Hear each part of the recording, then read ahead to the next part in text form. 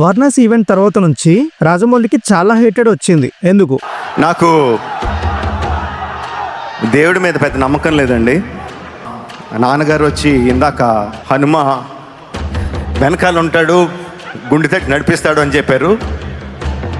ఇలా అయిన వెంటనే కోపం వచ్చింది, ఇదేనా నడిపించేది అని.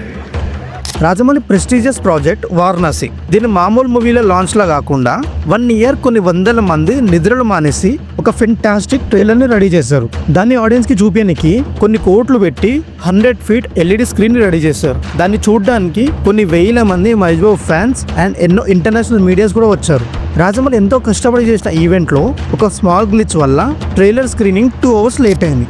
ఆ ఫ్రస్ట్రేషన్ లో వాళ్ళు అన్నాడు కానీ దేవుని మీద కోపంతో కాదు.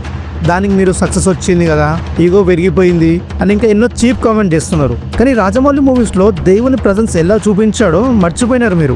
నేను గుర్తు చేస్తా. యమదొంగలో చూస్తే సాక్షాత్తు నరసింహస్వామి దగ్గర పూజ చేసిన లాకెట్ క్లైమాక్స్ లో హీరోని సేవ్ చేసే మూమెంట్. ఆ Narasimhaswamy elevation, divine intervention feel వస్తుంది. ఆ విజువల్స్ అండ్ బీజియం వింటుంటే గూస్ బంప్స్ వస్తాయి. సింహాద్రిలో విలని చంపిన తర్వాత ఉగ్ర నరసింహస్వామిలా ఉన్న హీరోని శాంతి చేయనికి చేసిన పాలాభిషేకం. సిల్వర్ స్క్రీన్ మీద గాడ్ ఎమోషన్ పర్ఫెక్ట్ గా చూపించాడు. బాహుబలి మూవీ మొత్తం లార్డ్ శివ రిఫరెన్స్ ఉంటుంది.